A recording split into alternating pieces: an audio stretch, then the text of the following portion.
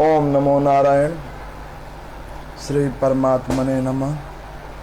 गुरु ब्रह्मा गुरु विष्णु गुरुदेवो महेश्वर, गुरु साक्षात् परब्रह्म तस्मै श्री गुरुवे नमः। मंगलम भगवान विष्णु मंगलम गुरुध्वज मंगलम पुंडरीकाक्ष मंगलाय तनो हरि। हरे कृष्णा कृष्णा कृष्णा हरे हरे, हरे राम राम राम हरे हरे। श्री मार्कंडेय पुराण की अति पावन कथा, जिसका आज सप्तम दिवस है। इस पवित्र पुराण की कथा, उसकी श्रृंखला में गत आज 6 दिवस से आप लोगों ने बड़ी अद्भुत कथाओं को श्रवण किया, जिसमें मार्कंडेय मुनि अपने आप के द्वारा जामनी ऋषि के पूछे गए प्रश्नों का उत्तर उन द्रोण पक्षी के पुत्रों, जो महात्मा पक्षी हैं, उन 4 पुत्रों के द्वारा जामनी ऋषि के पूछे गए प्रश्नों का उत्तर दे रहे हैं। उन पक्षियों के द्वारा सुनाई गई अद्भुत कथा, जिसमें भृगुवंशीय ब्राह्मण देवता हैं, जिनके सुमति कुमार नाम वाले ब्राह्मण कुमार पुत्र हैं, जो स्वयं ही अद्भुत ज्ञानवान अमित तेजस्वी हैं।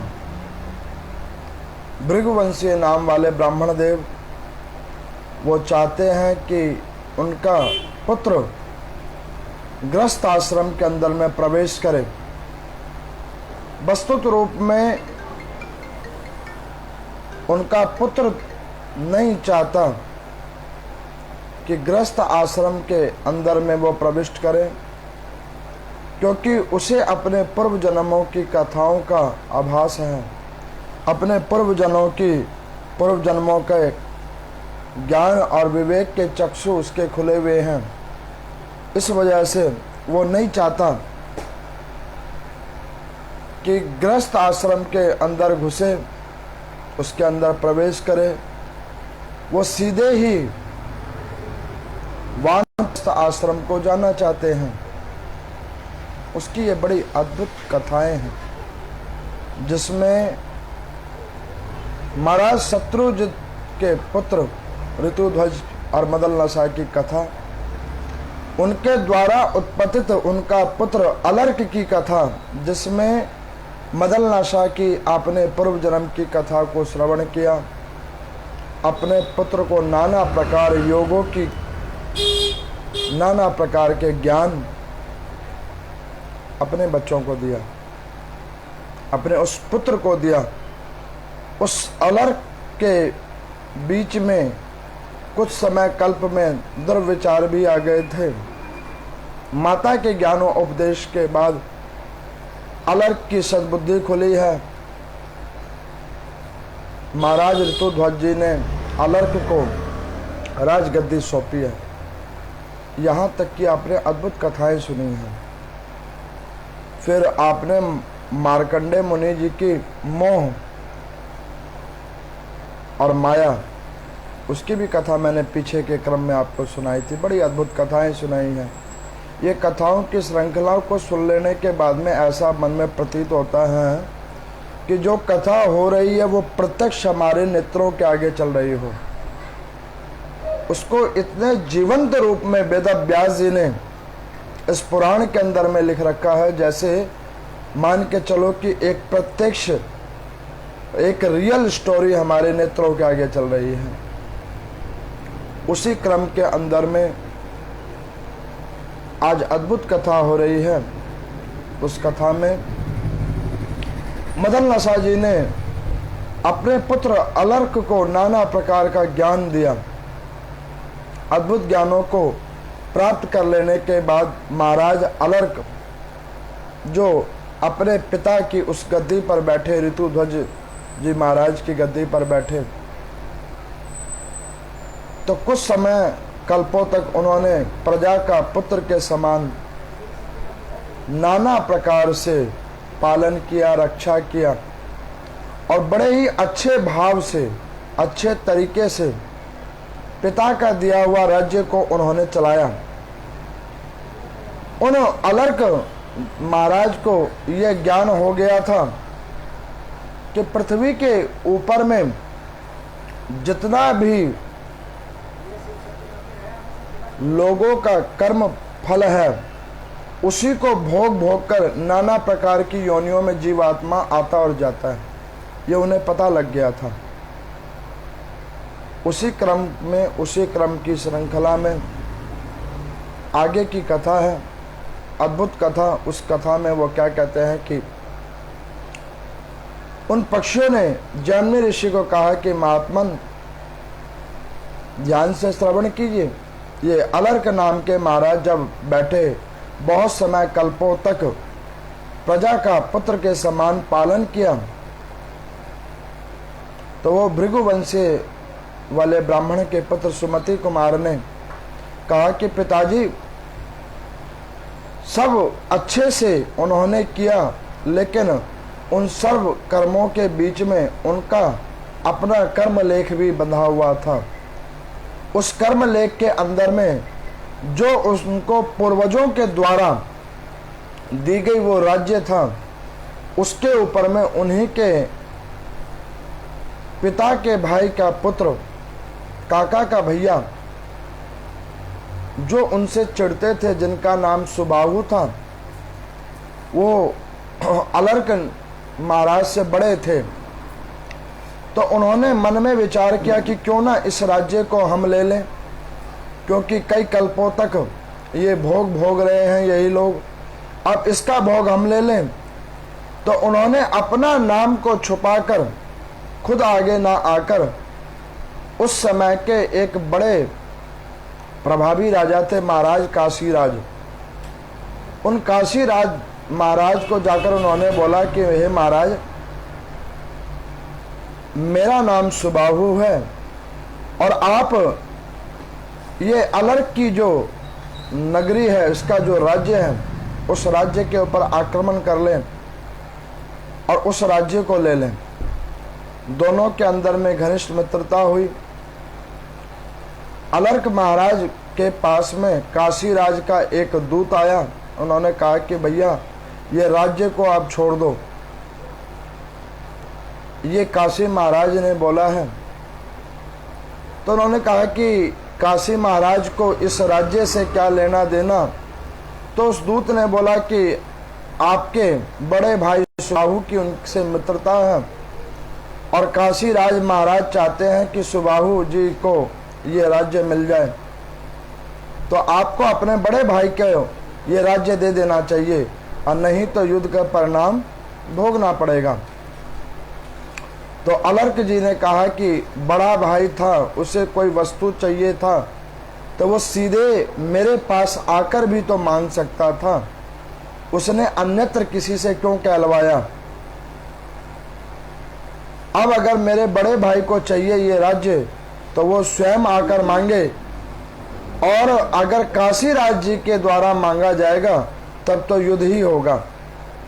फिर वहां पर उनका युद्ध बड़े अद्भुत तरीके से चला। अब इतनी कथा हो जाने के बाद में उन पक्षियों से जैमिनी ऋषि ने पूछा कि हे पक्षियों, जीवन में इतने उतार चढ़ाव क्यों हैं? सुख एक जगह स्थिर क्यों नहीं होता और दुख इतना विकराल रूप कैसे ले लेता है? जब ही जीवन के कुछ पल सुख के व्यतीत होते हैं तभी ये दुख कहां से बीच में आ जाता है।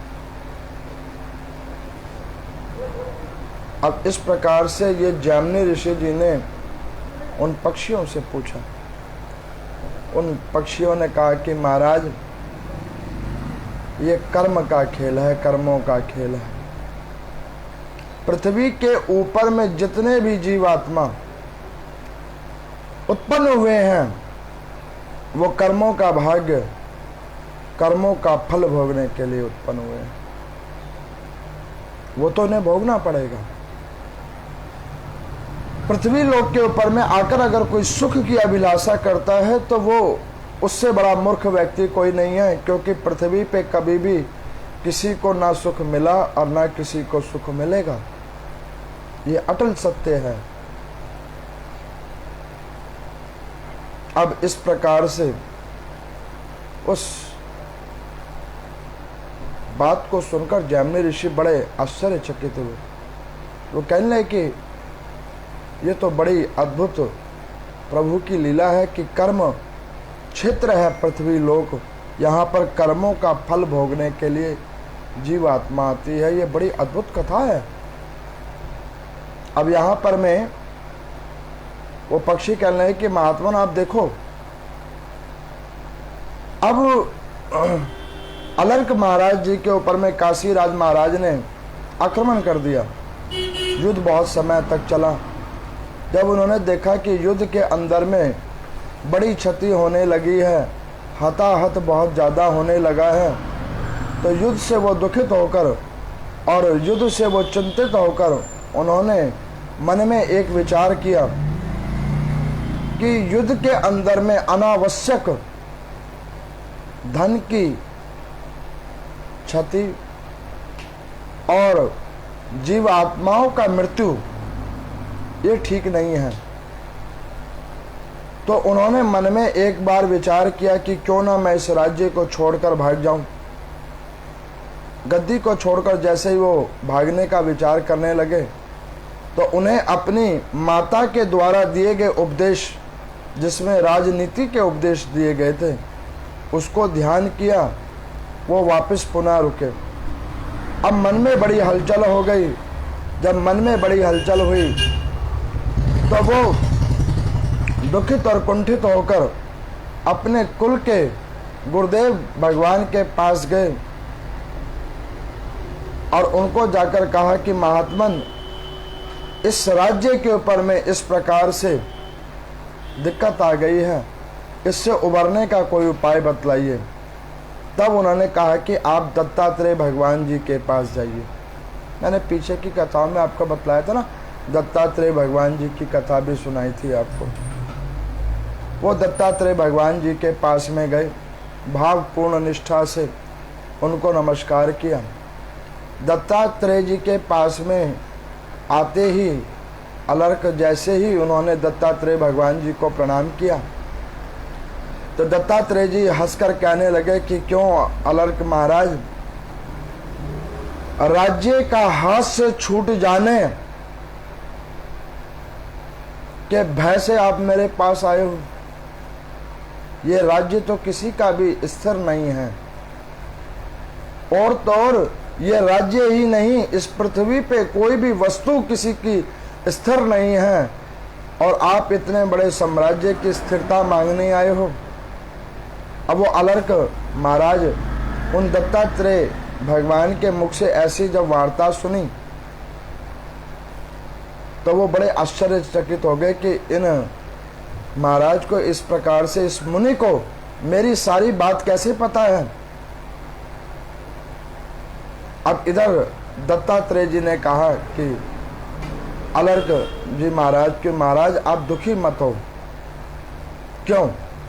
उन्होंने कहा कि वो दुखी इसलिए मत हो क्योंकि इस राज्य का केवल सुख आप ही नहीं भोग रहे, इसके अंदर बसने वाले वहाँ के प्रजावासी भी इसका सुख भोग रहे हैं। केवल तुम्हारे अकेले ही कर्म का खेल नहीं है, उस कर्म के खेल में उनका भी समान रूप से, बिल्कुल समान रूप से उनका भी भाग है। तो जिस प्रकार से सुख साथ में भोगा है तो ऐसे ही दुख भी साथ में ही भोगना चाहिए। और महाराज आप भाग कहाँ रहे थे?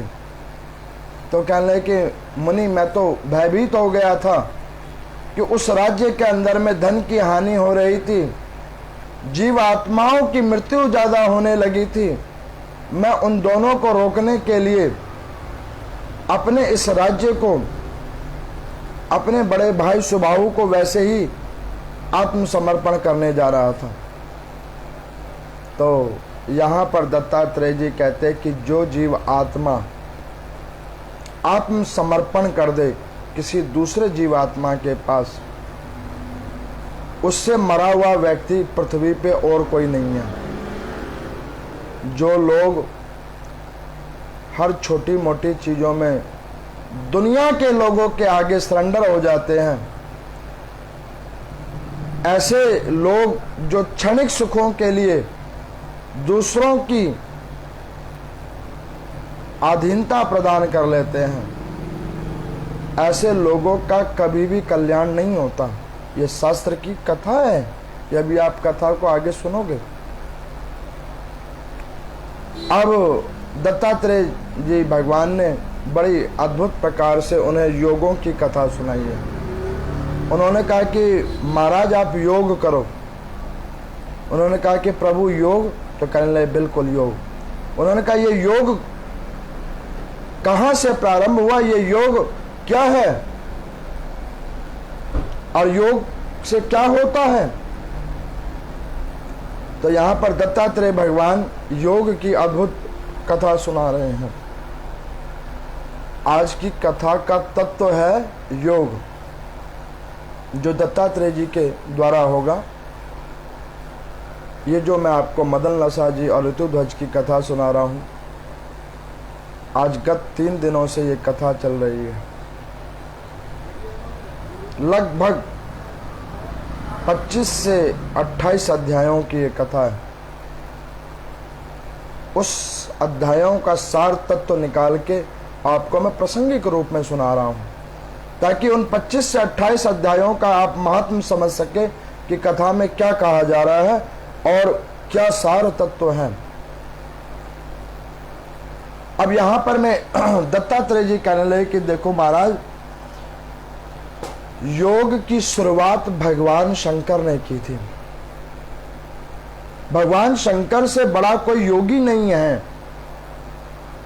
तो उन्होंने कहा कि प्रभु भगवान शंकर ने योग किया। चलने हाँ। तो उन्होंने कहा योग कैसा होता है। तो उन्होंने कहा कि देखो महाराज, योग 4 प्रकार का होता है। कर्म योग, ज्ञान योग, भक्ति योग और चौथा योग है राजयोग। तो उन्होंने कहा कि प्रभु ये योग की शुरुआत भगवान शंकर के द्वारा हुई, तो इस योग में किया क्या जाता है। तो उन्होंने कहा कि इस योग में गहन चिंतन किया जाता है। तो उन्होंने कहा वो कैसे। तो कहने लगे कि इसकी शुरुआत पहले प्राणायाम से होती है, और उस प्राणायाम के और आसनों के माध्यम से शरीर के अंदर में विद्यमान पंच कर्म इंद्रियों के ऊपर में नियंत्रण किया जाता है, ध्यान को। और उसके बाद में ये जो 4 प्रकार के योग हैं, उन योगों के अंदर में जीवात्मा अपने आप को जोड़ता है। तो कहने कि इस पृथ्वी लोक पे मानवों में किसने सबसे पहले योग किया। तो यहां पर वो कहने लगे कि महर्षि अगस्त्य बड़े सिद्ध योगी थे, जिन्होंने इस योग की शुरुआत की इस पृथ्वी लोक के ऊपर में। महर्षि अगस्त्य के द्वारा नाना प्रकार के अद्भुत कार्य सिद्ध हुए हैं इस पृथ्वी लोक पे योग के द्वारा। ये वही महर्षि अगस्त्य हैं जिन्होंने अपनी योग की साधना कर रहे थे और सगर महाराज सागर के रूप में नाना प्रकार से उनकी साधना में विघ्न बाधा डाल रहे थे। ज्ञान योग के ऊपर में वो कर्म कर रहे थे, उसकी साधना कर रहे थे, और बार बार उन समुद्रों का कनकल आवाज को सुनकर उनका ध्यान एकदम से भटका और आवेश में आकर यही मुनि ने पूरे समुद्र को अपने उदर के अंदर में समेट लिया था। उन अगस्त मुनि की इतनी अद्भुत महिमा थी, उन्हीं के द्वारा ये योग है। अब उन्होंने कहा कि प्रभु इन ये 4 प्रकार के योगों में क्या क्या होता है। तो उन्होंने कहा कि देखो, हम लोगों को ये पता है कि योग आजकल जैसे कई धर्म गुरु करवाते हैं, जैसे स्वामी रामदेव जी, और योग सिखाते हैं, प्राणायाम, अनुलोम विलोम, सूर्य नमस्कार, बहुत सारे ऐसे आसन हैं, उन आसनों की क्रियाओं को वो सिखाते हैं। केवल वही योग नहीं है, योग की एक बहुत बड़ी सीमा है। ये तो शुरुआती योग हमें बताया जाता है, जो ये प्राणायाम वगैरह के द्वारा, नाना प्रकार के आसनों के द्वारा। आपको पता है योग की एक मुद्रा ये भी है कि आप मौन रहें ज़्यादा। योग की एक ये भी मुद्रा है कि आप प्रवक्ता हो, प्रचुर। ये सारे योग की मुद्राएं हैं। तो कहने कि देखो, कर्म योग का मतलब ये है कि जीव आत्मा कर्म के ऊपर में ध्यान एकत्रित करके विचार करे कि भैया ये कर्म हमने कैसे किया, उसका क्या फल हो रहा है, किस किस प्रकार से हो रहा है। उस कर्मों के ऊपर में ध्यान एकत्रित किया जाए योग साधनों के द्वारा, अपने उस 5 कर्म इंद्रियों को एकाग्रित करके। तो उन्होंने कहा कि महाराज, इस प्रकार से कर्मों पे योग कैसे एकत्रित होता है, उसके ऊपर में ध्यान कैसे एकत्रित किया जाता है। तो दत्तात्रेय जी भगवान कहते हैं कि देखो अलर्क महाराज, आपको कर्मों के भाग्य से ऋतुध्वज महाराज जी के द्वारा ये राज्य मिला। तो कहने कि हाँ प्रभु, ये मिला। अद्भुत ज्ञान आपकी माँ ने दिया, मदन लसा जी ने। उन्होंने कहा बिल्कुल दिया। और उन सबको प्राप्त करने के बाद में आपसे ये अब राज्य हाथ से छूटा जा रहा है। उन्होंने कहा हाँ। उन्होंने कहा कि ये एक ही कल्प के अंदर में 4 योगों का भाग आपके अंदर में आया। तो उन्होंने कहा कि प्रभु वो कैसे, उसको एक जीवंत रूप दीजिए आप। तो यहाँ पर सूत जी उन 88,000 ऋषि जनों को एक अद्भुत कथा सुना रहे हैं। वो कथा मैं आप लोगों के समक्ष रखता हूँ। एक बार एक किसान खेत को जोतने के लिए बाजार से एक बैल खरीद को लेके आता है। उस बैल को जब वो खरीद के लेके आता है तो उस बैल को देखकर उस किसान के ज्यों ही घर में बैल प्रवेश करता है तो बैल के आते ही किसान के मन में नाना प्रकार के भाव आ जाते हैं। नाना प्रकार के ऐसे नाना प्रकार के भाव आ जाते हैं कि उसके मन में उस बैल के प्रति नाना प्रकार के विचार उत्पन्न होने लग जाते हैं कि ये बैल ऐसा है, ये बैल ऐसा है। ये बैल को आते ही उसके प्रति मोह खत्म हो जाता है। कई लोग आप अपने जीवन के अंदर में देखते होंगे, कईयों से अनावश्यक प्रेम होता है, कईयों से अनावश्यक शत्रुता होती है। कई मानव आपको अच्छे नहीं लगते, कई पशु आपको बहुत प्रिय होते हैं। ये आपके कर्मों के साथ जुड़े हुए हैं। अब उस किसान को खरीदा अपने मन से ही, लेकिन उस बैल को जो ही घर पे लेके आया तो उसके बैल के प्रति जो है सद्भावना और प्रेम भावना कम हो गई। अब उन्होंने क्या किया कि उस बैल को लेकर गए खेत पे, खेत को जोतने के लिए। और उस खेत के ऊपर में जब वो किसान ने उस बैल को जोतना शुरू किया तो जो ही थोड़ी दूर उस बैल ने खेत को जोता तो थक कर वो बैठ गया। किसान को बड़ा क्रोध आया कि भाई अभी थोड़ी सी ही खेत की जुताई हुई है और ये बैल बैठ गया। बिल्कुल उसके विपरीत दूसरा बैल जिसके ऊपर उसका पुत्र जोत रहा था, उसी खेत को दूसरी ओर से, वो अभी भी उससे ज्यादा जुताई कर रहा है। वो इससे थोड़ा बूढ़ा हो गया है, ये इससे थोड़ा जवान है। ये पहले बैठ गया, वो अभी भी चल रहा है। किसान को बड़ा क्रोध आया, उसने अपने पास में रखी हुई लाठी को उठाया और उससे बैल को बहुत मारा। जब लाठियों से खूब बैल को मारा और फिर पुनः बैल को जोतने के लिए प्रारंभ किया, ऐसी श्रृंखला कई बार चला। फिर ये श्रृंखला 1-2 दिन नहीं, कई दिनों तक चला। अब उस बैल को जिसको वो किसान खरीद के लेके आया, उसके शरीर के ऊपर में किसान के द्वारा मारे गए डंडों का जगह जगह निशान हो गए और उस निशानों के कारण वो बैल ने भोजन धीरे धीरे कम करना प्रारंभ कर दिया। हट्टा कट्टा बैल धीरे धीरे पतला होने लगा। अब जब ये दशा देखी, किसान बड़ा दुखी हुआ।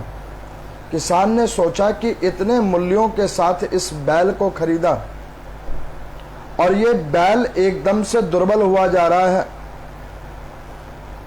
तो उसने नाना प्रकार के वैद्यों के पास गया, उसकी औषधिकरण करवाना चाहा। लेकिन जब किसी भी प्रकार की औषधिकरण उसको नहीं लगी, तब उसको किसी ने कहा कि भैया एक काम करो, अपने इस ग्राम के अंदर में एक बहुत बड़े ज्ञानवान महात्मा आए हैं, उन महात्मा के पास जाकर पूछो कि ये बैल क्यों नहीं स्वस्थ होकर अपना कार्य कर रहा है। अब देखो कितना अद्भुत समय था पहले। संतों की कितनी महिमा थी, गुरुजनों ब्राह्मणों की कितनी महिमा थी कि घर में एक बैल दुखित हो जाता था तो भी लोग गुरुजनों के पास जाकर पूछते थे। आज का समय ऐसा प्रभावी हो गया है, उथल पुथल हो जाता है, घर बिखर जाता है, व्यक्ति कहता है ये तो ऐसे ही हो गया।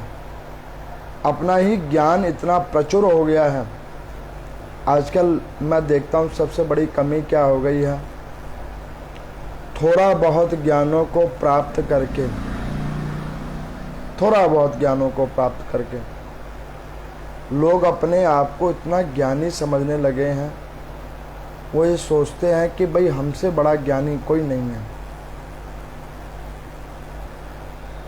और उस चक्कर में उनकी जो क्षति हो रही है वो कुछ इस प्रकार से क्षति हो रही है कि इतना ज्ञान वो जो भी रख रहे हैं उसके बाद भी अपनी क्षति नहीं रोक पा रहे। ये तो वो वाली बात हो गई कि एक साधु ट्रेन के अंदर में बैठे, उनका 2nd क्लास एसी में सीट था और उन साधु के पास में बहुत सारा सामान भी था। उसी गाड़ी के अंदर में, उसी 2nd क्लास एसी के अंदर में दूसरी सीट पे एक सेठ जी बैठे, और वो सेठ जी जो है उन संत के पास में इतना लगेज देखकर, इतना सामान देखकर कहने लगे कि आजकल देखो कितना कलयुग छा गया है। एक कथाओं को सुनाकर, नाना प्रकार की ये पूजा भ्रमित भाषाओं को कराकर, ये भगवा चोले वालों के पास में कितनी सुख संपत्ति अभाव हो गई है। 2nd क्लास एसी में बैठा हुआ है साधु, इसको 2nd क्लास एसी की क्या जरूरत पड़ी? ये तो जनरल वाले डब्बे में भी बैठकर आ सकता था। अब उसने उन संत के आगे में कहा कि महात्मन, क्यों, मेरी बात आपको बुरा तो नहीं लग रही ना? आपको इस 2nd क्लास एसी से क्या लेना देना? आपने भगवा चोला प्राप्त कर लिया है, आपकी ज्ञान की चरम सीमा पर आ गए हो, आपको इन भौतिक संसाधनों की क्या जरूरत है? और अगर आपको भी इतनी चीज़ों की ज़रूरत है तो फिर आप में और मुझ में फ़र्क क्या है। अब वो जो संत बैठे हुए थे वो बड़ी ध्यान से बात सुन रहे थे और वो बात बात में उसकी बात पे सर हिला रहे थे। हाँ हाँ बिल्कुल ठीक कह रहे हो, बिल्कुल बिल्कुल। अब तुम्हारी बातों को सुनकर हमारी ज्ञान दृष्टि खुली है। अब हम देखो ये सब त्याग देंगे, ये जो जो हमने लिया है दिया है सबको छोड़ छाड़ देंगे। घबराओ मत, तुमने आज हमारी ज्ञान की दृष्टि खोल दी। अब वो महात्मा जी ने इस प्रकार से उस बनिए सेठ को कहा। वो बनिया अपने आप को और अच्छा समझने लगा। वो अपने आप को इतना अच्छा समझने लगा कि उसे लगा कि मुझसे और ज्ञानी कोई नहीं है। थोड़ी बहुत कुछ कथाओं को वो सुनाने लगा, थोड़े बहुत अपने ज्ञान के अनुभव उन संत के आगे देने लगा। संत भी सोचने लगे कि प्रमादी बुद्धि जीवात्मा की वो इतनी बढ़ चुकी है कि उसे सच्चाई नजर नहीं आ रही। हमारी बुद्धि इतनी प्रमादी हो गई है कि अपना ज्ञान विवेक किसके आगे जाकर प्रदर्शन कर रहे हैं, जो स्वयं ब्रह्म स्वरूप हैं। उनको आप क्या सुनाने जा रहे हो, कौन सा ज्ञान देने के लिए जा रहे हो। अरे वो ज्ञान अगर आपके पास है तो उसको आंकलन करके अपने लिए प्रयोग तो करो। अब उस बनिए ने बहुत नाना प्रकार के संतों की निंदा कुचेष्टा की, कहा, बहुत कुछ कथाएं बोली। तो ऐसे ही गंतव्य में एक स्टेशन आया। महात्मा जी ने कहा कि एक काम करो कि चलो एक बार नीचे घूम आए। तो कहना क्यों, कहने कि चलो ना नीचे घूम आते, एक ही सीट पे बैठे बैठे बड़ी दिक्कत हो गई है, आओ नीचे थोड़ी सी ठंडी हवा ले आए। अब वो व्यक्ति उस महात्मा को और कथा में आनंद ले और लेकर आ गए रेलवे स्टेशन पर। अब बातों बातों में ट्रेन खुल गई और ट्रेन खुली तो वो व्यक्ति कहने लगा कि महाराज जल्दी से गाड़ी के अंदर बैठो। उस महात्मा ने हाथ पकड़ लिया उस व्यक्ति का। उसको कहा कि अरे ट्रेन का क्या है, ट्रेन तो आती और जाती रहती है। तो उन्होंने कहा कि महाराज मेरा लगेज बहुत ज़्यादा है। तो उन्होंने कहा कि लगेज तो मेरा भी तुम्हारे ही समान है, तुम्हारे साथ मेरे भी सामान चला जाएगा। तो उन्होंने कहा कि नहीं नहीं महाराज, उसमें मेरे बहुत सारे महत्वपूर्ण वस्तुएं उसके अंदर में हैं। तो उन्होंने कहा कि महत्वपूर्ण वस्तुएं तो मेरे लगेज में भी है। तो उन्होंने कहा कि अगर तुम्हारे पास वस्त्र ना हो तो मेरे पास ये भगवा वस्त्र है, ये एक भगवा वस्त्र मैं तुम्हें दे दूंगा। वस्त्रों का भी कोई भान नहीं। और तुमने तो कहा कि महात्मा लोगों को तो वैसे ही मांग के भिक्षा कर लेनी चाहिए, उसी से सारा कार्य हो जाता है। तो तुम मत मांगना, हम ही मांग लेंगे, उसमें से आधा तुमको दे देंगे। जा लेने दो, तुम अपना ज्ञान का प्रचार तो करो। जो ज्ञान की कथा सुना रहे हो उसको सुनाओ तो सही। अब वो विचलित होने लगा, बहुत कुछ होने लगा। अब वो संत के जाकर उसने चरण पकड़ लिए कि महाराज ये ट्रेन को रुकवाओ, बिल्कुल रुकवाओ, नहीं तो आज मेरा करोड़ों का नुकसान हो जाएगा। तब संत ने इशारा किया। उनका एक शिष्य जो ट्रेन के अंदर बैठा था उसने गाड़ी का अलर्ट वाला चैन खींचा, गाड़ी रुक गई।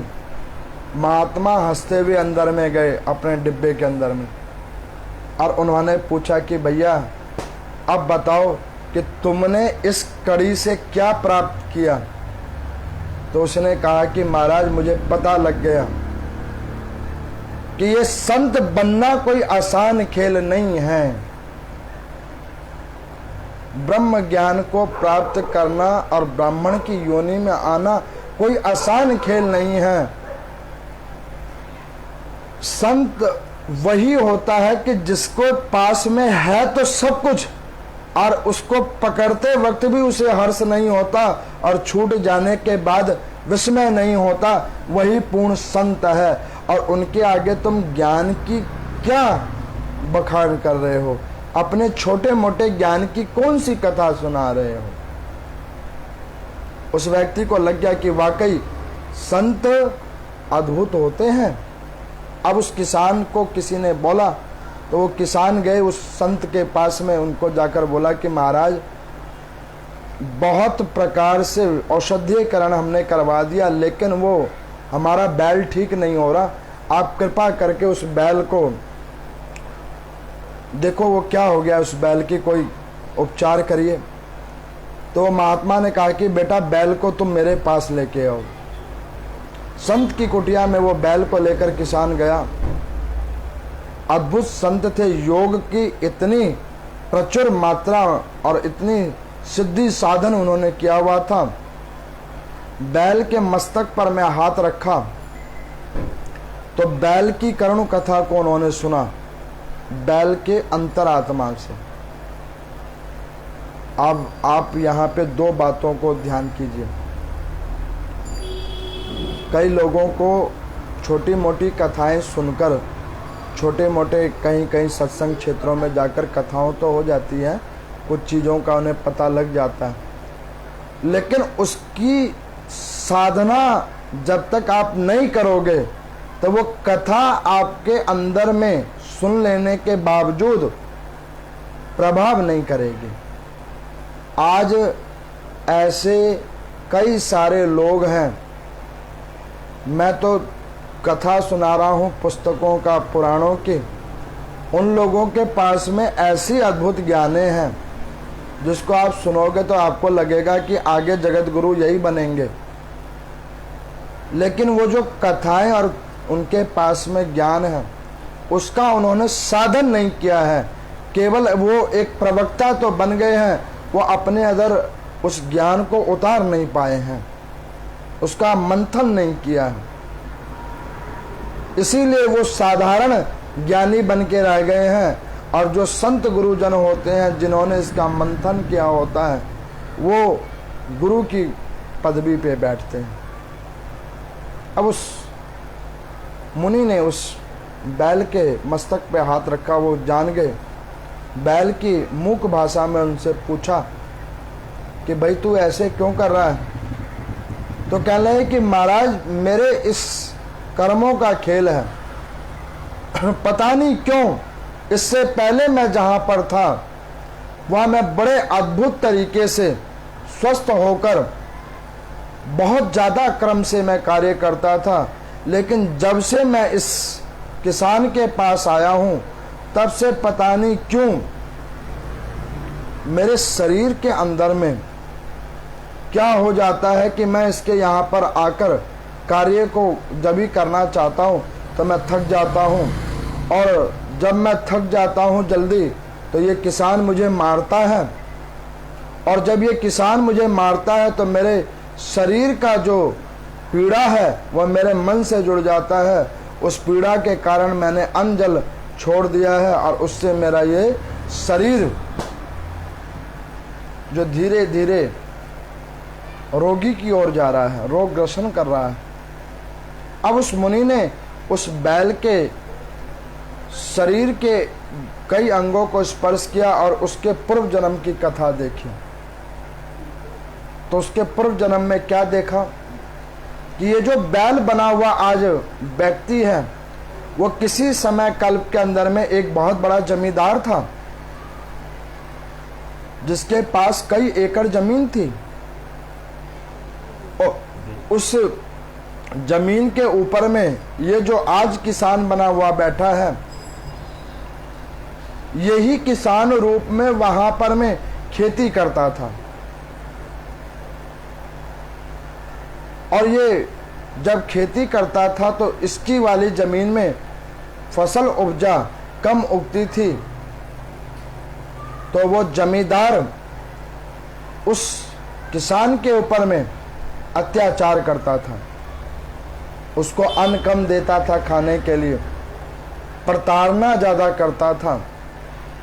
ऐसे अत्यधिक उसके ऊपर में प्रताड़ना करा, नाना प्रकार का उसके ऊपर में दंड किया, बहुत मारता था, पीटता था, जिससे वो किसान का समय बीतते बीतते उसका शरीर दुर्बल हो गया। और जब वो मरना संध हुआ तो वो मरने वक्त में उसने मन से सोचा कि अरे जमींदार तूने मेरे को पूरे जीवन दुख दिया है, इस दुख का बदला मैं तुझसे अवश्य लूंगा।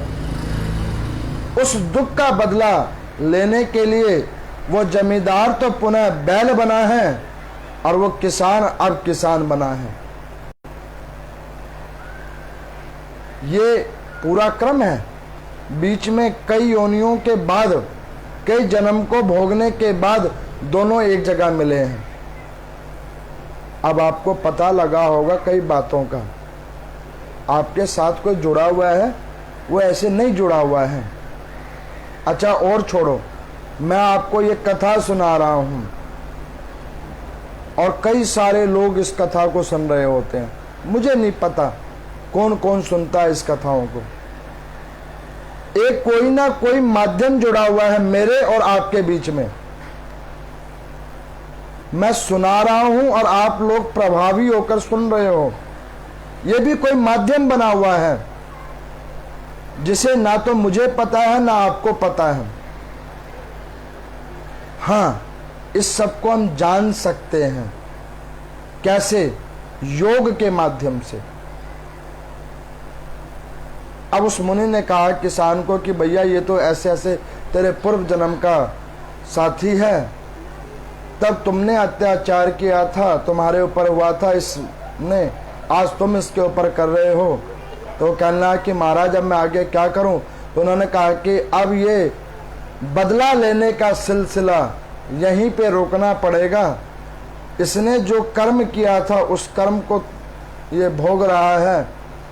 तुम अब अच्छा कर्म करो ताकि तुम्हारा और इसका संबंध इसी जन्म के बाद में खत्म हो जाए। इसी जन्म के बाद तुम्हारा और इनका संबंध खत्म हो जाए। ना बार बार तुझे आना पड़े, ना बार बार इसको आना पड़े, ये यात्रा यहीं खत्म हो जाए। तो उन्होंने कहा कि महाराज वो कैसे करूं? तो उन्होंने कहा कि तू इसकी सेवा भाव कर, जितनी ये बैल काम करे उतना ही काम करवा। अब ये बात उस किसान के अंदर में घुसी। अब उसने उस बैल की खूब अच्छे से सेवा भाव की। जितना वो बैल खेत जोते उतना ही जोतवाए, बाकी के लिए छोड़ दे। ऐसे करते करते दोनों का कर्म भुगा और दोनों की आपसी लेन देन का जो बार बार इस योनि में आना पड़ रहा था वो भी रुक गया। इस कथा को सुनाने के बाद सूत जी कहते हैं कि देखो, बार बार हमें अपने कर्मों के द्वारा तो आना ही पड़ता है, दूसरों को भी सुख दुख देने के लिए आना पड़ता है। आप एक चीज गौर करना, कभी कभी आप देखते होंगे घर के अंदर में कई ऐसे सदस्य होते हैं जो आपकी बड़ी सेवा भाव करते हैं, बड़ा सम्मान करते हैं, प्रेम करते हैं आपसे। कई ऐसे हैं जो आपके बिल्कुल विपरीत खड़े होते हैं, उसके भी कर्म आपके साथ जुड़े हुए हैं। उस कर्मों की वजह से आप आए हो और वो भी आया है, दोनों एक जगह फल भोग रहे हो।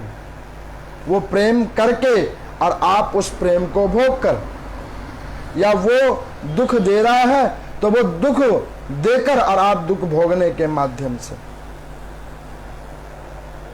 ये कर्मयोग है। दत्तात्रेय जी कहते हैं कि महाराज अलर्क ये है कर्मयोग। उन्होंने कहा कि महाराज आप ध्यान से सुनो मेरी वार्ता को, कर्मों का खेल देखो कि आपका इस उच्च कुल के अंदर में जन्म हुआ, ये कर्म योग है। ज्ञान योग देखो कि आपके माता पिता इतने ज्ञानी हैं जिन्होंने आपको प्रखर रूप में ज्ञान दिया। उस ज्ञान को आपने अच्छे से प्राप्त किया है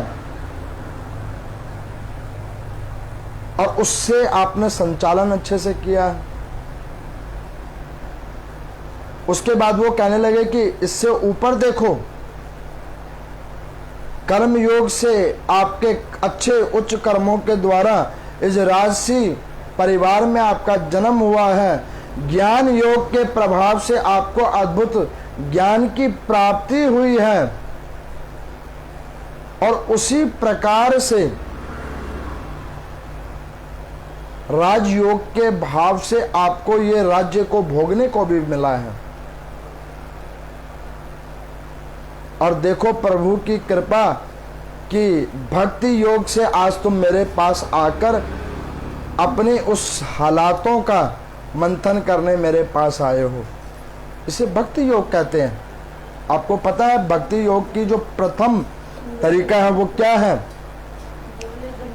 कि किसी देवी अथवा देवता, किसी गुरु अथवा किसी ब्राह्मण या किसी गुरुजन के वाणी को सत्य मानकर उसका चिंतन मंथन करना, उसे भी भक्ति योग कहा जाता है।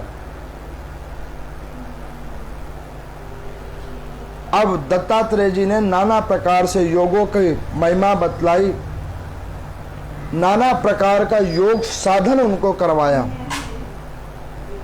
नाना प्रकार से उनको ज्ञान का ज्ञानों उपदेश दिया।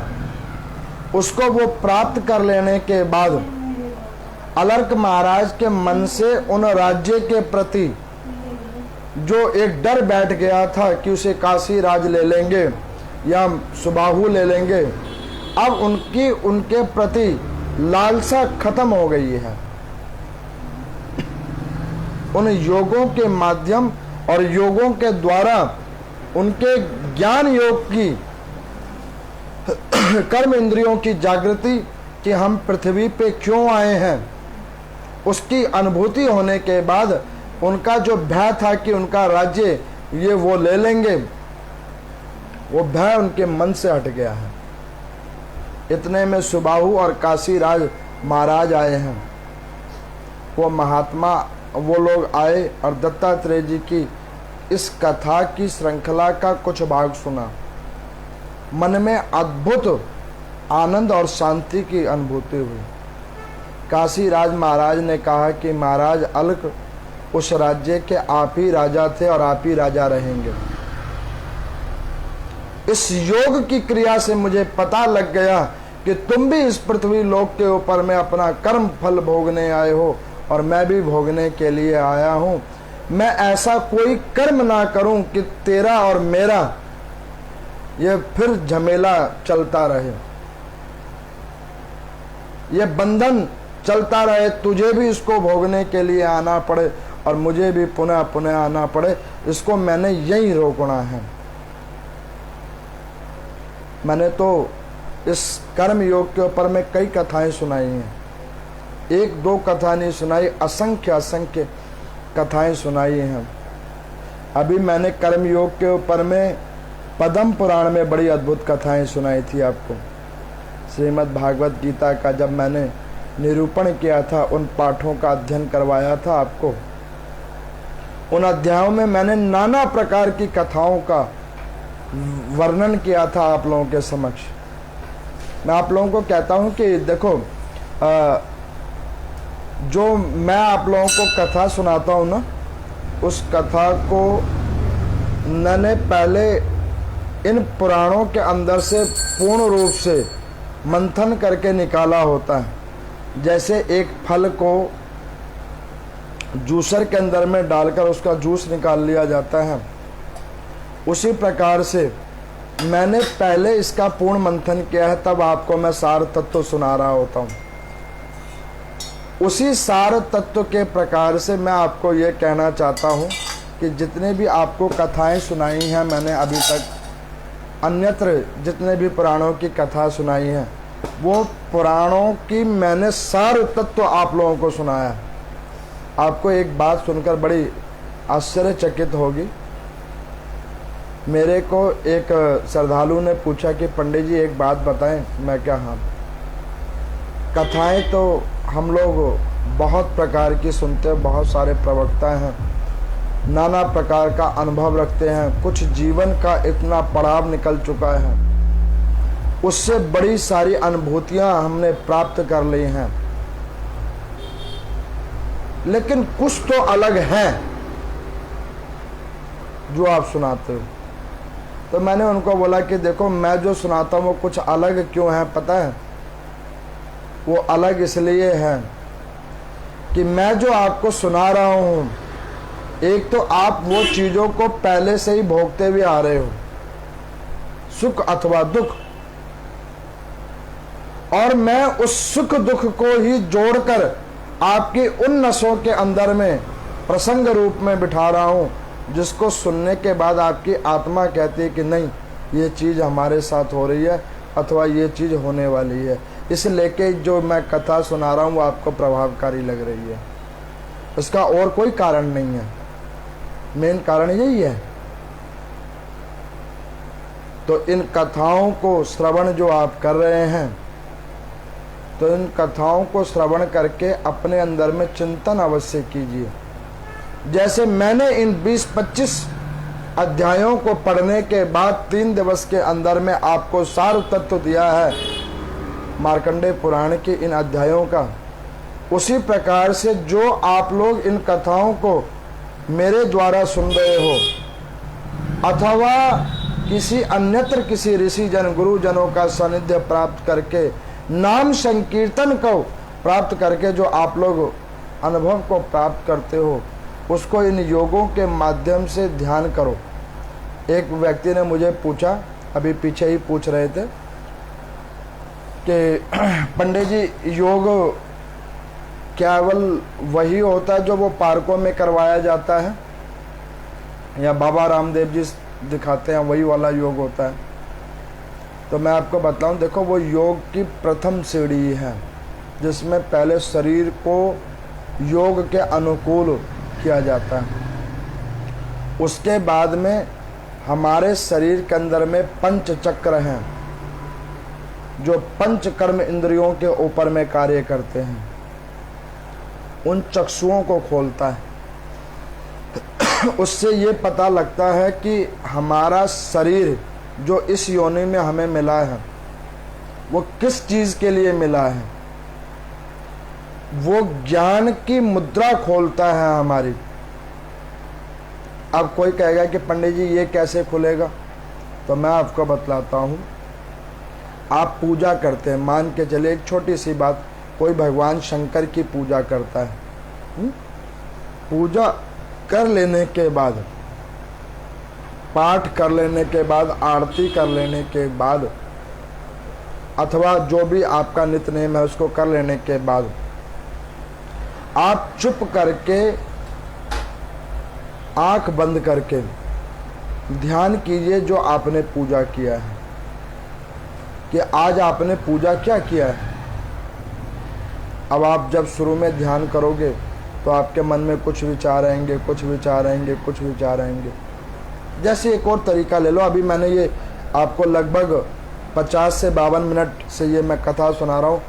अब आप ये कथा सुनने के बाद में आंख बंद करके बैठना कि मैंने जो आपको ये कथा सुनाई है ये क्या सुनाई है, इससे आपके जीवन के साथ, आपके शरीर के साथ क्या इसका कनेक्शन है, उसके ऊपर में ध्यान कीजिए।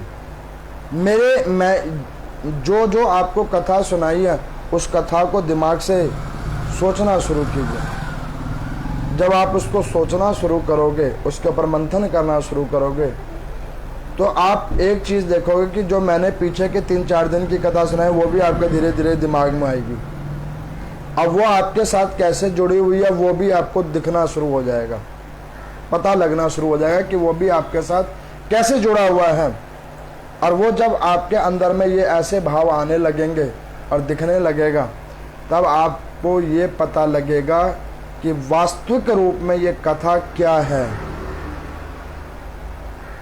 तब आपको पता लगेगा कि आप पृथ्वी लोक पे किस लिए आए हो, आपका इस शरीर से क्या संबंध है और इस शरीर से जुड़े हुए लोगों के साथ क्या संबंध है। अभी आप देख रहे हो कि कोई आपका पिता है, कोई पति है, कोई पत्नी है, कोई बेटा है, कोई बेटी है, तब आपको वास्तविक रूप में पता लगा कि आपका इससे क्या संबंध है। जो बेटा बन के आया है, जो बेटी बन के आई है, जो बहू बन के आया है, कोई पति बन के आया, कोई पत्नी बन के आया, इससे वास्तविक आपका संबंध क्या है, वो संबंध की अनुभूति आपको योग के माध्यम से पता लगेगा। और योग का जब आप चिंतन करोगे, ध्यान करोगे, तब ये आपके पंच चक्र खुलेंगे। तो जो लोग नहीं करते हो चिंतन, तो उन लोगों को मैं कहता हूँ नाम संकीर्तन के बाद, ये कथा को सुन लेने के बाद, जो जिस समय भी इस कथा को सुन रहा है, उस कथा को सुन लेने के बाद कुछ मिनटों तक इस कथा को मन में उतारो कि मैंने क्या सुनाया था, और उसके बाद में इसके ऊपर में चिंतन मंथन करो। और ये कथा भूल जाते हैं तो कोई बात नहीं, ओम नमो नारायण के ऊपर में संकीर्तन करने के बाद थोड़ा मंथन करो। और जब आप दैनिक रूप पे इसका मंथन करोगे, करते जाओगे, तब एक दिन आपको पता लगेगा कि जो ये मैं कथा सुना रहा हूँ वो कितनी कारगर है। और अथवा ऐसे ही है, जो लोग आपके साथ जुड़े हुए हैं वो आपके साथ क्यों जुड़े हुए हैं, आप उनको क्या दे रहे हो, वो आपको क्या दे रहे हैं, ये सारी चीज़ों का आपको पता लग जाएगा। और जब ये चीज़ें आपको पता लग जाएगी तो ना तो कभी सुख आपके मन पे हावी होगी और ना ही दुख कभी आपको नीचे गिरेगी। तो इस प्रकार से इन कथाओं का सार तत्व आप लोगों ने श्रवण किया है। और मेरा आप सब लोगों से पुनः पुनः निवेदन है कि इन कथाओं को सुनने के बाद ओम नमो नारायण का नाम संकीर्तन अत्यधिक से अत्यधिक कीजिए, जिससे आपका और आपके परिवार का कल्याण हो। ओम नमो नारायण।